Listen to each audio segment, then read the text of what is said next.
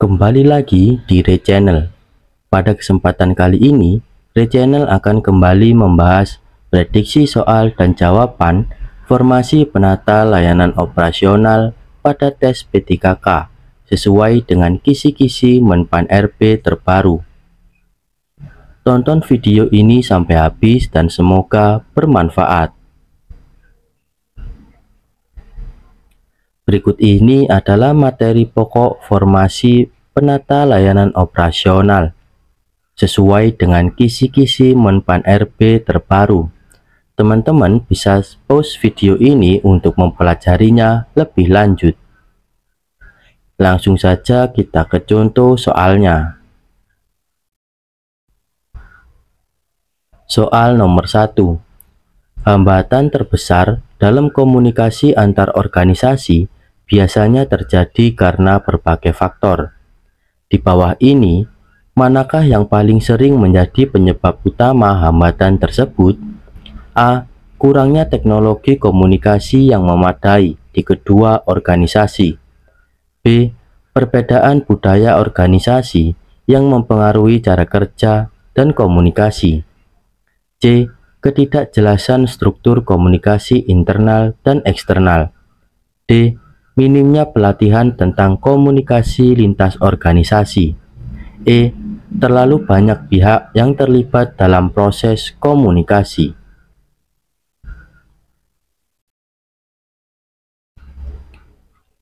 Hambatan terbesar dalam komunikasi antar organisasi seringkali disebabkan oleh perbedaan budaya.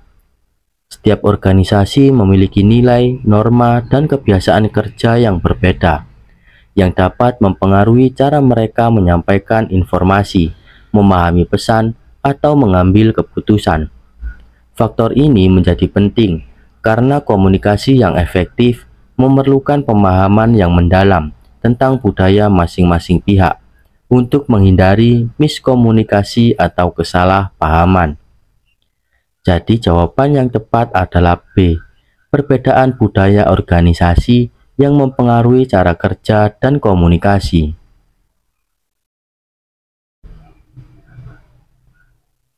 Soal nomor 2. Berikut ini yang merupakan tugas pokok penata layanan operasional yang berhubungan dengan pembuatan laporan adalah: A. Membuat laporan hanya jika ada keluhan dari pengguna layanan. B. Mengembangkan laporan dengan data acak untuk menghemat waktu penyusunan. C. Menghindari penggunaan data rinci agar laporan lebih ringkas. D. Membuat laporan tanpa memperhatikan standar format dan akurasi data. E. Menyusun laporan secara berkala yang berisi informasi terkait kegiatan operasional.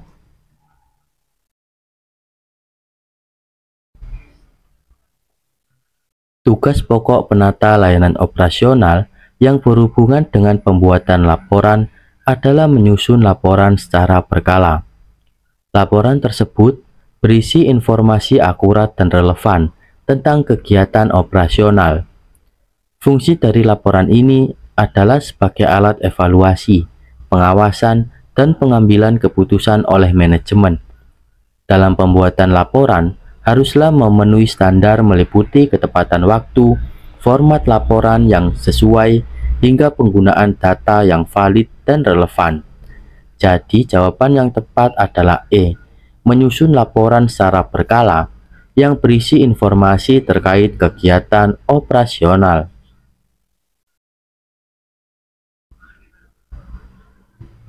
Sebelum lanjut, jangan lupa like, komen, dan subscribe. Saya doakan kalian lolos BUMN, CPNS, P3K, dan kedinasan maupun tes lainnya yang kalian ikuti.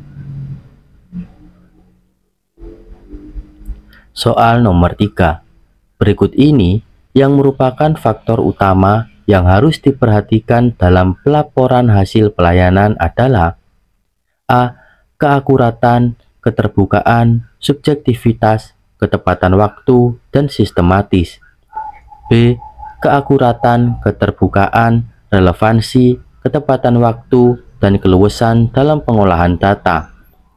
C. keakuratan, keterbukaan, relevansi, ketepatan waktu, dan sistematis.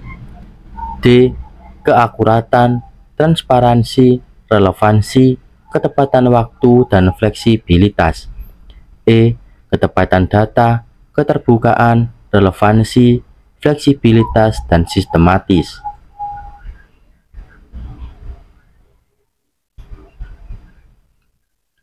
Faktor utama yang harus diperhatikan dalam pelaporan hasil layanan meliputi A. Keakuratan, yakni kevalidan data dan data dapat dipertanggungjawabkan. Kedua adalah keterbukaan, yakni laporan harus berisi informasi dan transparan. Ketiga adalah relevansi.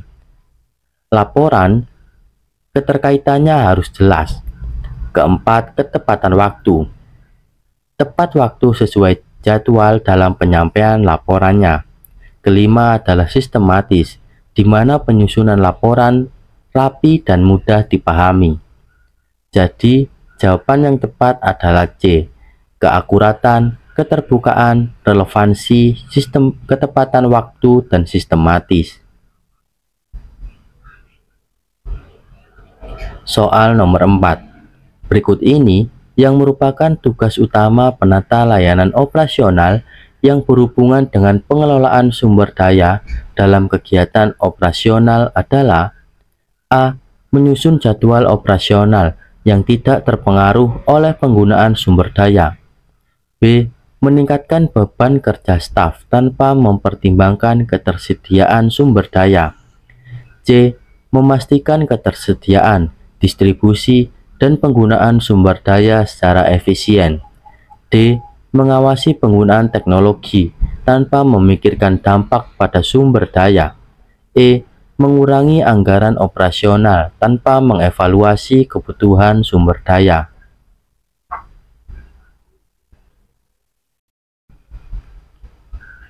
Tugas utama penata layanan operasional yang berkaitan dengan pengelolaan sumber daya yakni memastikan bahwa semua sumber daya yang diperlukan untuk kegiatan operasional tersedia, didistribusikan dengan baik, dan digunakan secara efisien. Sumber daya ini meliputi tenaga kerja, peralatan, bahan baku, teknologi, serta anggaran. Jadi jawaban yang tepat adalah C. Memastikan ketersediaan, distribusi, dan penggunaan sumber daya secara efisien. Soal nomor 5. Dalam kategori prasarana perkantoran, sistem keamanan seperti CCTV dan alat pemindai sidik jari termasuk jenis A. Sarana pelengkap operasional. B. Prasarana teknis tidak langsung. C. Sarana administrasi digital. D. Prasarana penunjang keamanan dan akses. E. Sarana kerja individual.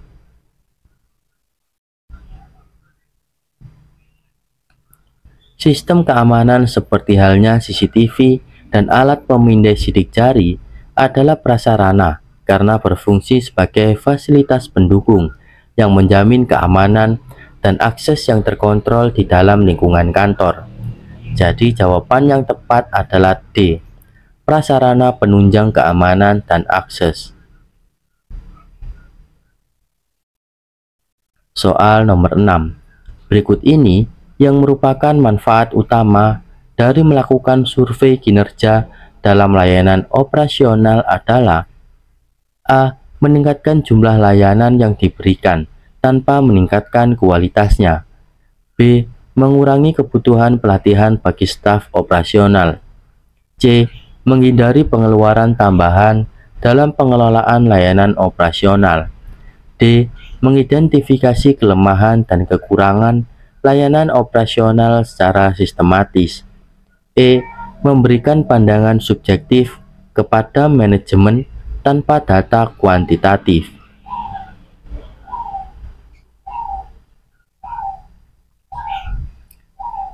Melakukan survei kinerja dalam penata layanan operasional memiliki manfaat utama, yakni untuk mengidentifikasi kelemahan dan kekurangan dalam layanan secara sistematis. Survei mampu menyediakan data yang akurat bagaimana layanan operasional tersebut berjalan, sehingga dapat diketahui bagian-bagian yang memerlukan perbaikan ataupun pengembangan sesuai dengan harapan masyarakat atau penerima layanan. Jadi jawaban yang tepat adalah D, mengidentifikasi kelemahan dan kekurangan layanan operasional secara sistematis.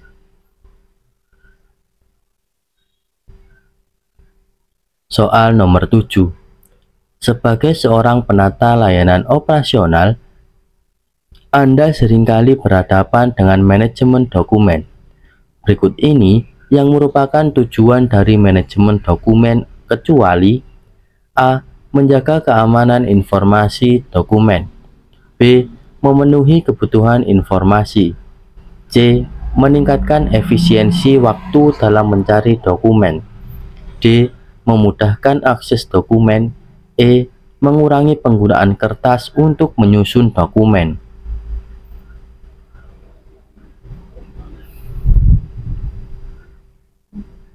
Manajemen dokumen pada dasarnya digunakan untuk memastikan kelancaran, efisiensi, dan keandalan operasional. Berikut ini beberapa tujuan adanya manajemen dokumen. Yang pertama adalah memastikan dokumen tersusun rapi dan mudah diakses. Kedua, menyediakan informasi untuk memudahkan pengambilan keputusan. Ketiga, meningkatkan efisiensi operasional layanan. Keempat, memenuhi kebutuhan administrasi. Kelima, melindungi keamanan informasi dalam dokumen. Dengan adanya manajemen dokumen yang baik, maka tugas penata layanan operasional akan lebih mudah, karena segala sesuatu perihal dokumen sudah tersedia dengan terstruktur sehingga dapat memberikan pelayanan yang optimal. Jadi jawaban yang tepat adalah E, mengurangi penggunaan kertas untuk menyusun dokumen.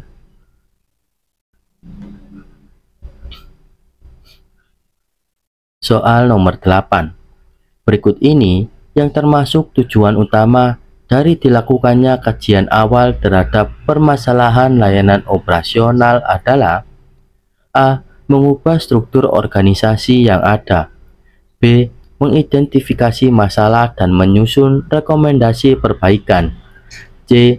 Menyusun laporan akhir tentang layanan operasional. D. Menentukan anggaran layanan operasional. E. Melaksanakan evaluasi seluruh kegiatan organisasi.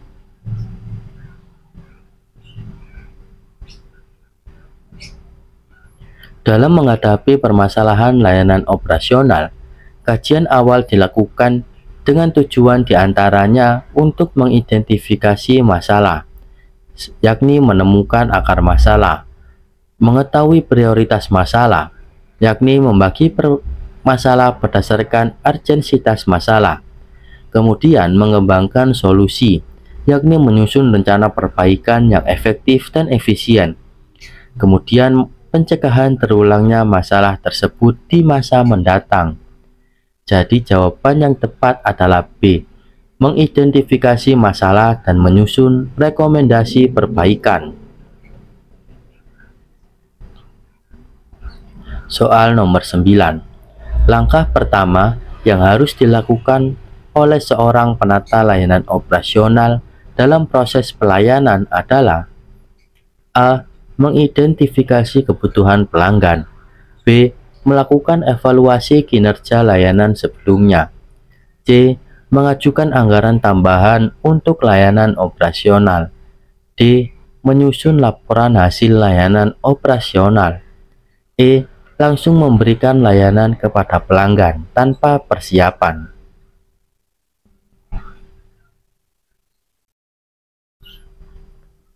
Langkah pertama yang harus dilakukan dalam proses pelayanan adalah mengidentifikasi kebutuhan pelanggan. Hal tersebut bertujuan untuk dapat memahami kebutuhan pelanggan sedini mungkin, sehingga dapat menentukan langkah ke depannya yang meliputi merancang pelayanan, memberikan pelayanan, mengalokasikan sumber daya dalam pelayanan, serta dalam mengevaluasi pelayanan. Dengan hal tersebut, maka pelayanan yang diberikan dapat lebih efisien dan minim risiko kesalahan. Jadi jawaban yang tepat adalah A, mengidentifikasi kebutuhan pelanggan.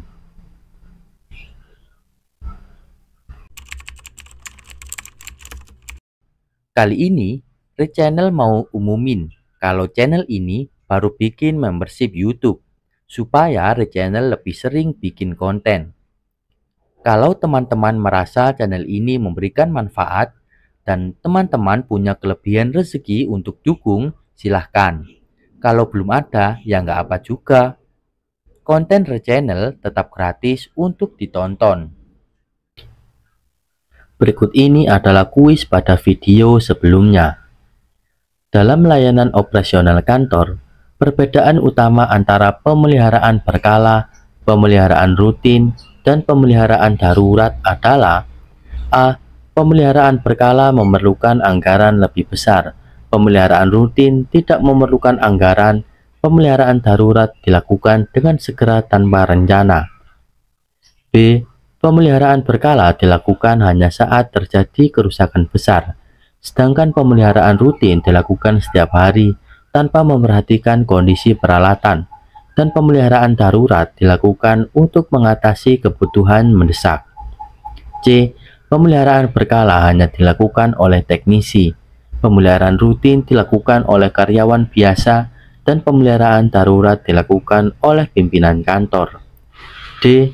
Pemeliharaan berkala untuk memperbaiki kerusakan berat, pemeliharaan rutin untuk menjaga kebersihan peralatan, dan pemeliharaan darurat untuk mengganti perangkat lama.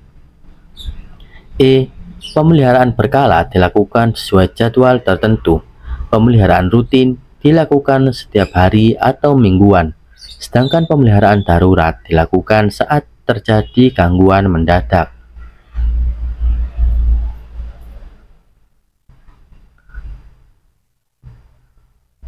Pembahasannya adalah pemeliharaan berkala dilakukan berdasarkan jadwal yang telah ditetapkan sebelumnya untuk mencegah kerusakan dengan memastikan peralatan dalam kondisi baik secara periodik. Pemeliharaan rutin dilakukan secara harian, mingguan, atau sesuai kebutuhan untuk menjaga kebersihan, kelancaran, dan kinerja peralatan dalam aktivitas sehari-hari. Pemeliharaan darurat dilakukan secara spontan saat terjadi gangguan yang tidak terduga dan memerlukan penanganan segera untuk mengatasi kerusakan mendadak yang dapat menghambat operasional. Jadi jawaban yang tepat adalah E. Pemeliharaan berkala dilakukan sesuai jadwal tertentu. Pemeliharaan rutin dilakukan setiap hari atau mingguan, sedangkan pemeliharaan darurat dilakukan saat terjadi gangguan mendadak. Berikut ini ada kuis yang bisa kalian kerjakan sebagai bahan latihan. Pernyataan berikut ini menggambarkan pentingnya sarana perkantoran dalam konteks penata layanan operasional. Manakah pernyataan yang paling tepat? A. Sarana perkantoran hanya diperlukan untuk memenuhi standar estetika ruang kerja tanpa mempengaruhi produktivitas kerja. B. Sarana perkantoran mendukung kelancaran aktivitas kerja, meningkatkan efisiensi, dan menciptakan kenyamanan bagi karyawan dalam melaksanakan tugasnya. C. Sarana perkantoran berfungsi untuk sebagai tempat menyimpan dokumen tanpa mempengaruhi proses kerja lainnya. D. Sarana perkantoran hanya bermanfaat untuk memperlihatkan citra perusahaan kepada klien atau tamu yang berkunjung. E.